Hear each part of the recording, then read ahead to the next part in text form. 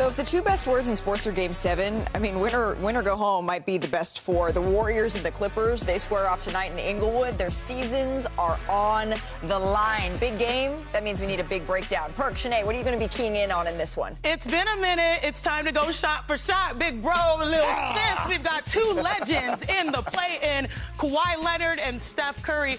And for the first time in your life, you're not taking the chef. I'm taking the chef. You see what I did there? Yeah, I like that. You're going to take the Klaw. Tell me what you see and what you love from Kawhi Leonard. Well, look, you can call him a legend. I'm going to call him Kawhi Leonard Jordan. He's having a career year this year, averaging almost 28 points, shooting 50% from the field. But I want you to check this out. This is a contained. This is a low to touch. Draymond Green is guarding him. He has the patience, stop, and knock down the tray ball. Kawhi again, the patience of Kawhi. Watch how he slices and dices on this play. He gets it back, goes quick. Look how he's getting through traffic to that midi and pulling up in traffic, knocking down what he does best, that mid-range jump shot. You know what's crazy? I love this matchup, strength on strength, offense versus defense, a DPOY and a finals MVP. And actually, Kawhi is coming off of his best game ever versus Draymond Green, so he's going to walk in pretty confidently. But on the other side, when we talk about the Golden State Warriors, we have to highlight Steph Curry, because he just came back about a minute ago, but it did not matter because he is the guy who's the best shooter in the game. Here we go. Roll the tape. Let's do this thing. So Steph Curry and Draymond Green work extremely well together offensively. I wish I could show this to any player in the country, young or old, that is not a shooter. This is how you get a shooter some looks. Slam screens here, creates a wide open window. This is the last thing you want to see if you're an opposing coach. Steph with that much room, it's just a layup for him. And then again, let's talk about smaller windows. Draymond, undersized on both ends. He's great on defense, but off offense, he's a quarterback. Great vision. These guys have this unbelievable chemistry right here. Look, slams. Draymond is so good because he took two. If you saw that, it was a corner three again. But more importantly, you guys, this has been the best season we've ever seen, not only between them, you know, historically, but also ever since we started tracking, they generate the most points per direct handoff. This is the best man action.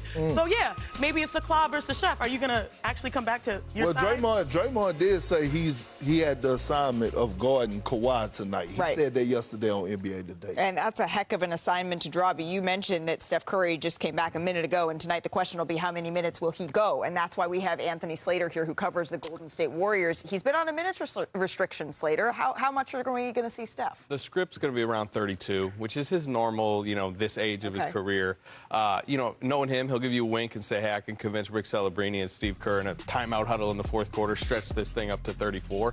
But I think I've been surprised about how surprised people are that, you know, they said he won't go towards 40. Of course he's not going to, because two reasons. Number one, he's trying to elongate his career into his 40s. We know the nature of his injury, this overuse, you know, knee injury. And even if you're under the delusion that they can make a playoff run this week, you know, into the second round, they have to play tonight, they have to play Friday, they have to play Sunday afternoon in Oklahoma City. He's in his fifth game back. He hasn't played over 30 minutes yet. He's not going near 40 minutes. So you're saying 32-ish minutes is what we're going to expect for Steph Curry here. So knowing that, Perk, what chance do you give them? About a 15% chance. That's very, very higher. Yeah, because that's how much confidence I have in the Clippers and Ty Lue and also Kawhi Leonard. Again, we just highlighted him going against Draymond, but this man has been playing at an MVP level since the All-Star break. He's definitely making All-NBA team. Might be first on my ballot. But when you talk about how he's able to take control over a game and dominate a game, it's not just him on the offensive side, it's him defensively. It's a reason I nicknamed him Kawhi Leonard Jordan, because he defends at a high level. And when you look at Darius Garland, he's finally finding his niche in his offense, right? Being that point guard, you could tell he has that confidence. You know what would up us when it comes to the Warriors having a good percent higher than 15 would be the minutes restriction, because it's not just Steph, right? Didn't you say it's also Porzingis and Horford? So when you're in a postseason and you are limited amongst your star veterans, it makes it really difficult. Yeah, it's probably about 20 minutes for Horford. You know, like Porzingis, you know, he could maybe go 28-ish, but he's been in and out of the lineup. And so those types of minutes restrictions are all going to kind of come into focus. And if the Warriors aren't going to live up to the 15% chance, Perk, that you give them tonight, then there's going to be some tough questions that are going to be asked. There's going to be a long summer where they're going to have to review a lot of things. It's going to start to come into focus tonight.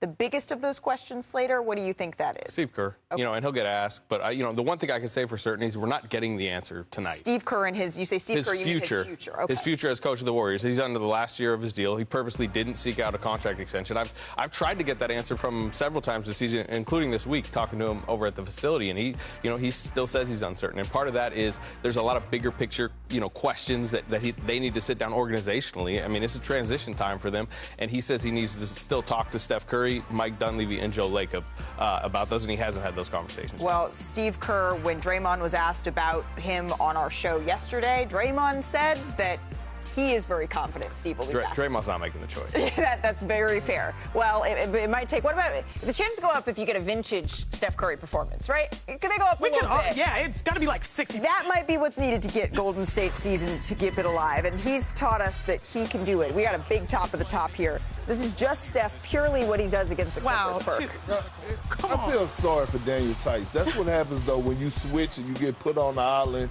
He just go burn you up. Yeah, that's nasty. Now to number 4. This is the Warriors facing the Clippers in 2018. 5 seconds left to play. Game's tied. You can't see it, but it's at 127. Oh. Well, who are you going to call for a bucket? Look, you don't get enough credit. One of the most underrated finishers this game Agreed. has ever Crafty seen at the basket. I think I already know what number 1. 17. Don't go there yet. We're only on 3. 5 seconds left. This is in the first half. Curry goes behind the back and then launches it and beats the buzzer. Hasn't had a half during that time, the scout used to be, do not let him catch the ball. Like, he was going on a tear with those sleeve jerseys were a time. All right, that brings us to number 2. This is 2015. Oh, yeah, behind the back. Oh, was this it? I thought this was going to be 1. Oh, that could have. I thought that would be 1 too. I can tell you what 1's going to be. Man. Okay. Lean back. Slater. You're going to see Steve Kerr in number 1. Then take it away. What is number 1? This is Steve Kerr's first season, and the moment he said he realized he needs to let Steph Curry shoot anything he wants. Because you're probably going to see the Steve Kerr reaction right here where he grabs his hair. He doesn't like the shot, but then accepts it. Well, you gotta accept that type of shot. Hey, look who's joined. Welcome back. Hannah, Brian here with you. Listen, the Warriors, Clippers will add a new chapter to their playoff history tonight. It's a win or go home play-in game. Golden State will have several players, including Steph, on a minutes restriction for this game. Clippers, they spent the season really digging out of an early season hole, but they've been led by Kawhi Leonard. He has been phenomenal this year, averaging a career-high 27.9 points per season. Okay, let's bring in our NBA reporter, Anthony Slater. He joins us now live. Okay, Anthony, let's talk about Steph. We know he's trying to work his way back from that knee injury. What's the game plan for him tonight? The script's, somewhere around 32 minutes, which is kind of normal midseason number for him. You talk to him, he believes if the stakes call for it tonight is close in the fourth, he thinks he could probably stretch the medical staff to give him 34, 35. I think there are some people on the outside looking in wondering, hey, this is basically a Game 7 type atmosphere. Why not 40? But you got to understand the nature of his injury. Turned 38 last month, missed 27 games, kept trying to come back from this swollen and painful knee. They call it runner's knee, and kept having setbacks. They almost set him back, shut him down a couple times. So, as they look forward, as he tries to extend his career into his 40s and they, take a cold, hard look at this season and what it can be, there's some caution. There's some understandable caution, and that's why they're not going to push him like it is a Game 7. Yeah, I think I heard Draymond say that as well. Hey, look, he's 37 now, and this is all about the future, not for the present. All right, Warriors, of course, trying to keep their playoff hopes alive. If they win tonight, they play the Suns for a chance